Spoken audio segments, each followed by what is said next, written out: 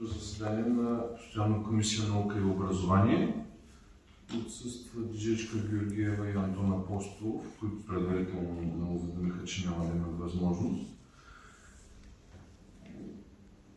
По така поставения, имате дневния ред, по така поставения дневния ред мнения и съображения.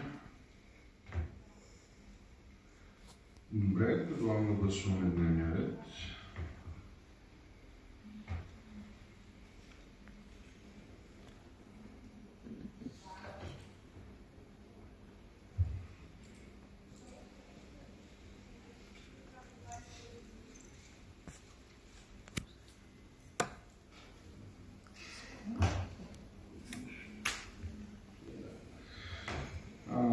За, 0 против, 0 въздържали се. Дневният ред се приема. По първа точка разглеждане на предложение от кмета на община Варна с регистрационен номер РД2401 983-920 19.7.2024 година относно даване на съгласие за участие на община Варна като основен апликант в оперативна програма образование 2021-2027 година с проектно предложение за децата и цветята на Варна, интеркултурно образование чрез знание и грижа за природата. Ако може от администрацията да представят първо проекта и след това мнение и съображения. Здравейте, казвам се Ивелина Кръстева. Няма да ме чувате ли? Така, или тук, или преди. За първи път, не? Как мога да мисля?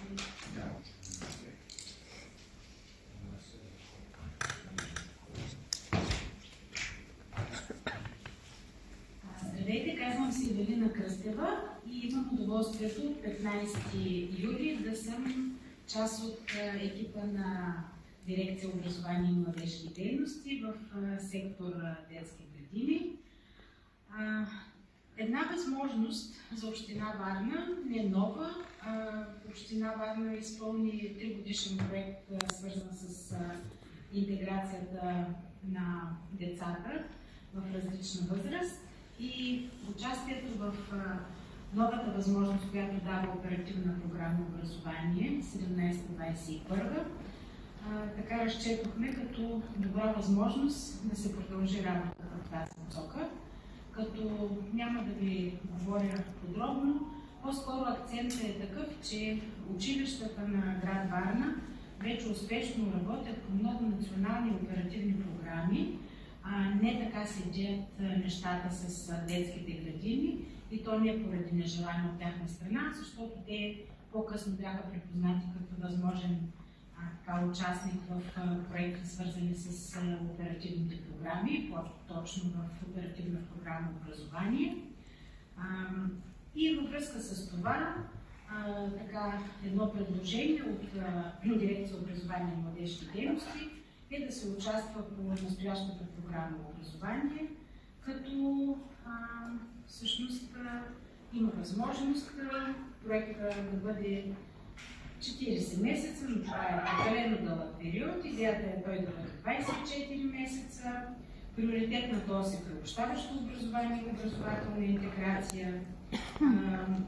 Самата процедура е утвърждаване на интеркултурното образование чрез култура, наука и спорт. Сега, така звучи много общо, но каква е идеята? Идеята е, по самата програма има таблица, в която са указани училищата и детските градини на територията на страната, които са задължителен участник, т.е. ако се пише проект, те трябва задължително да участват в тази програма. И съобразявайки се с тази таблица, ние сме се спрели на училище средно Един Пелин, основно училище Добри Войников и детска градина Боровкът. Добри Войников и Боровкът са в Каменар, а средно училище Един Пелин е в широкия център на Варна. Водили сме се от презумпцията веднъж тази таблица, която е задължителна за участие на тези образователни институции, а другото е да има представителство на все пак всички възрастови групи. Но изискване по програмата е към училищата, където процентното съдържание на деца, чието майчин език не е българския, е така 90 и нагоре процента. В този проект се дава възможност да се включат други образователни институции, където процентното съотношение на дечица, чието майчин език не е българския, не е толкова висок. И ако тук в залата са повече по-млади хора, но си спомняте, едно време имаше едни такива летящи тройки, към по-слаб ученик се прикрепваха двама по-силни ученици. Идеята на този, поне така сме го разчели, на тази възможност, която дава оперативна програма образование, е наистина в една несегрегирана среда да се обединят в различни общи дейности деца с по-така представяне на ромската общност и там, където не е толкова силно представена. И акцента е наука, спорт и образование, спорт и култура, извинявайте. Понеже повечето проекти, които сме изпълнявали до сега, са били свързани повече с културно-масови прояви, този път решихме акцента да бъде върху културата, защото тук по проекта се мери и повишена успеваемост на децата, към които се прилагат мерките. И за това акцент е откривателско учене и свързано с природата, повече знания за природата. Идеята ни в проекта все още не е разписан, защото в крайна сметка искаме да имаме волята на Общински съвет, за да почнем подготовката на това проектно предложение, но идеята ни е децата в по-ниска възраст например, Варна все пак има гордост, морската градина, екопарка, децата да опознават биоразнообразието в нашия град, да допринесат за опазване на това биоразнообразие и защо не да сложат табелки на различните видове, които са, да речем, в морска градина. Те в екопарка си имат табелки. Това има такъв ефект едновременно на учене и в същото време по-нататък, те като се разходят в тази морска градина, ще казват, че те са били тук и са слагали табелки на тези дървесни и други видове. И включени се, има възможност да се финансират екскурзии, има възможност да се финансират клубове, работилници, ателиета, обичайните неща, които знаете, но идеята е училищата и детските градини съвместно, тези от по-сегрегиран тип и тези, които не са, да правят всичко заедно.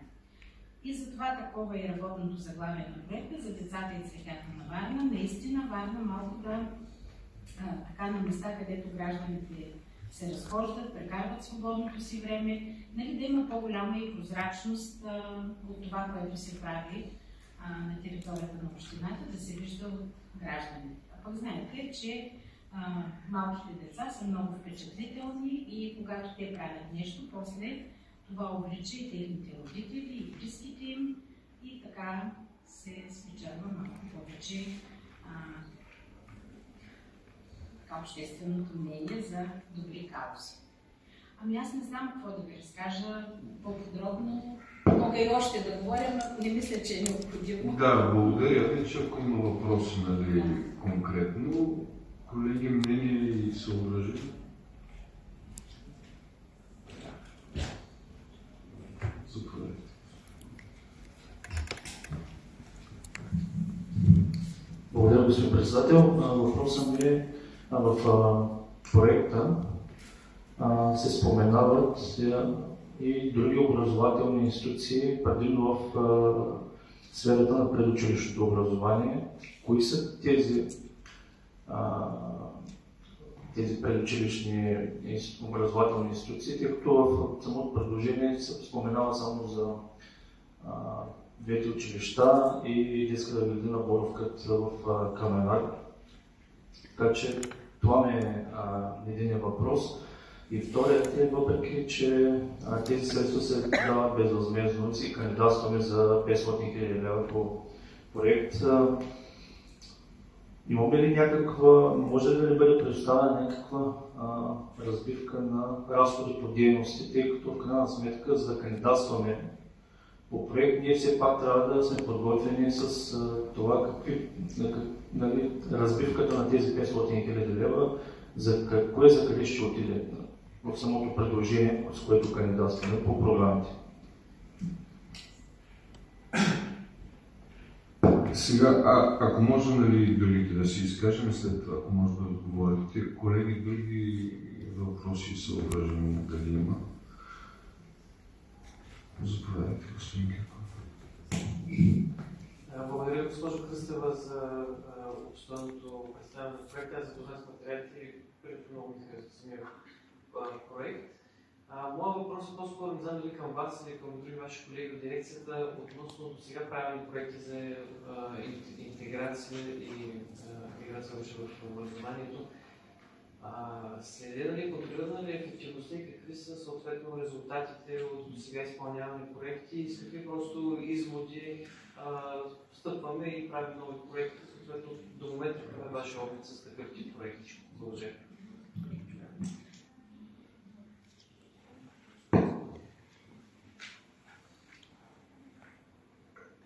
Заповядайте.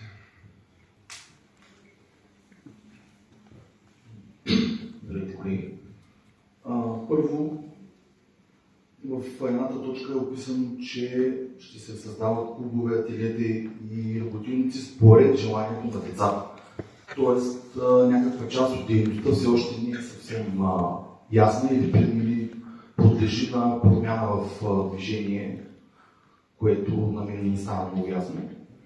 Това е едното, което ми направи впечатление. Другото нещо е във връзка с този въпрос с ефективността на досегашните такива проекти.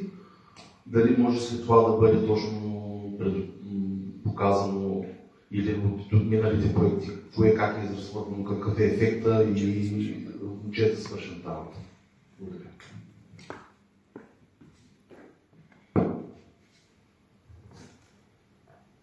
Аз имам малко по-конкретни въпроси, ако може.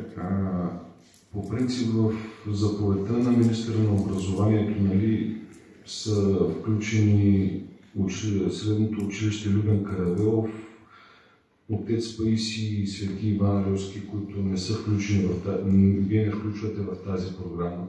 Дали причината е защото те кандидатстват като отделни бенефициенти, защото знам, че има такава възможност, или това е въпрос на решение от дирекцията? Ако да, нали защо? Също така се присъединявам, нали, към колегите относно това дали има изготвено решение в дирекцията по какъв начин ще бъдат разходвани и самите средства. Благодаря много за обяснителната записка, нали, която получих по имейл. Аз се изпратих и на колегите да се запознаят с същността на проекта. Значи, много добре беше направено в дирекцията, така че да.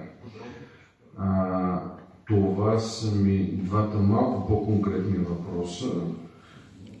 Дали знаете,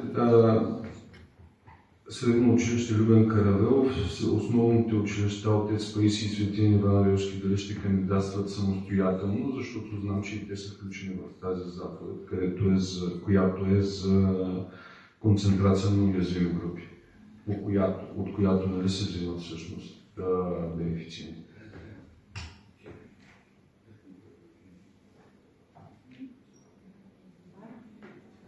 Да, заповядайте.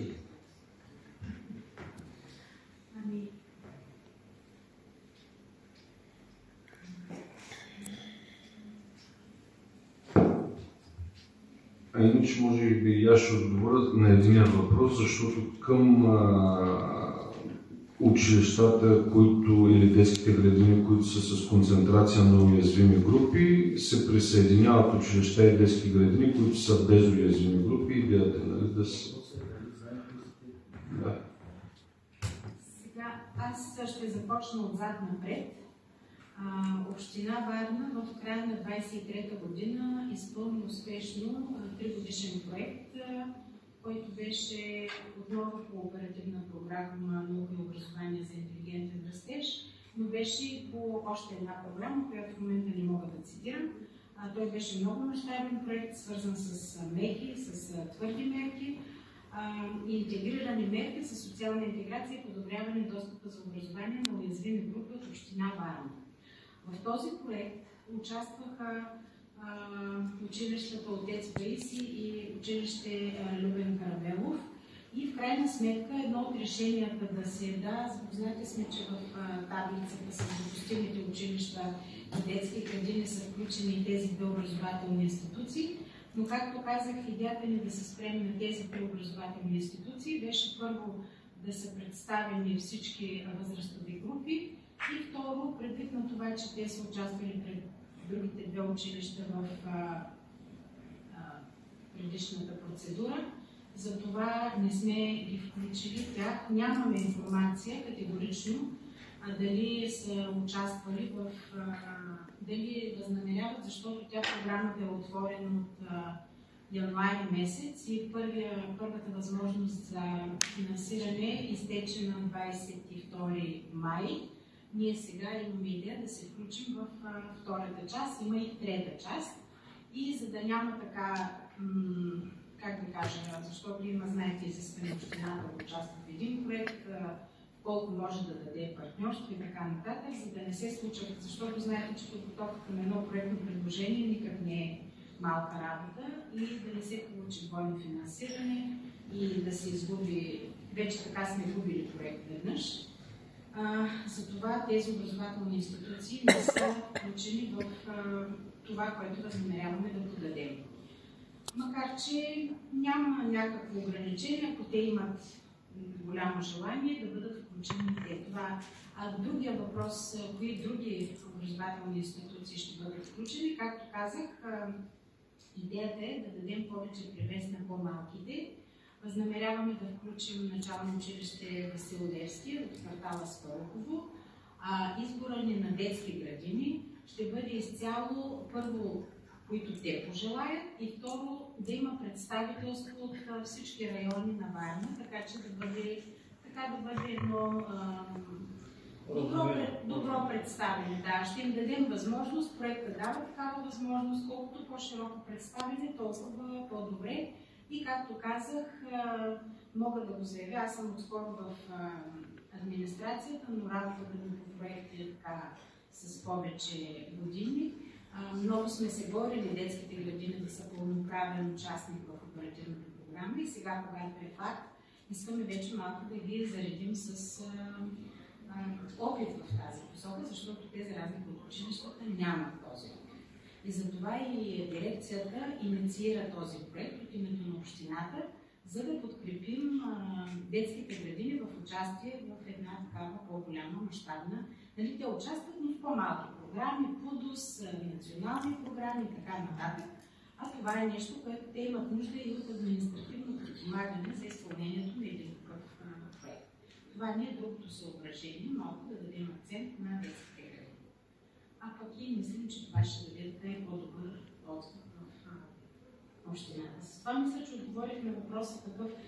Този проект, който изтече 3-годишния на община Варна, той беше удължаван на няколко пъти. Още не знам какви са окончателните. Изготвихме окончателните доклади, но какъв е така отгласа, не мога да кажа. Аз представлявах единствената детска градина, която беше в на община Варна. И при нас специално всички дейности завършиха много успешно. Какво се е случило в училищата, не мога да кажа, но мисля, че проектът приключи успешно с всички дейности, които бяха заложени в него. Това число и строителни дейности, доколкото ми е известно. Отговорих, мисля, и кои ще са образователните институции, те първо ще се изберат на база на тяхно желание. Как се разпределят дейностите? Значи 4 са допустимите дейности по тази програма. Едната е конкретна работа с децата и учениците под формата на задължителни незадължителни или извън учебни ситуации, извън задължителните ситуации в детската градина, под формата на клубове, ателиета, работилници. Да, разбира се, ще се съобразим с желанията на децата и учениците, но акцентът повече ще бъде върху откривателското учене, а не толкова върху фестивали, песни и пляски, каквито до сега повече е имало. Този път акцентът ще бъде малко повече в да възбудим интереса на децата, защото, пак казвам, ще се отчита и успеваемост на тези деца, задържането им в образователната система, свързването на повече поколения в един проект. Мислим, че ще допринесе и за това родителите от ромски произход да си пускат децата на училище, а пък българските родители понякога не желаят, да речем, да си записват децата в... Ето сега, например, имаме проблем, нали, че не достигат, примерно, местата за всички желаящи в детски градини, докато в детска градина Боров път, която спомена, има места. И директорката се притеснява, че, нали, ако няма достатъчно дечица, не може да се стигне до закриване на детската градина. Един такъв проект, той няма само проекта да помогне, но идеята е да видят обществеността, да види, че в крайна сметка навсякъде се случват хубави дейности и че е важно учителите, които работят, да не е толкова самата среда. За децата средата обикновено няма никакво значение, има значение какво се случва. Тоест, как им минава ежедневието. Друга дейност е обучение на педагогическия персонал. Да, ще кажете, много пари се дават за квалификация. Дават се, но тук изрично сме казали, че ако ще се провеждат обучения, няма да говорим това да имат квалификационни кредити, защото там заради тези квалификационни кредити обученията имат различни специфики. Този път ще искаме, нали, качествено обучение на педагогически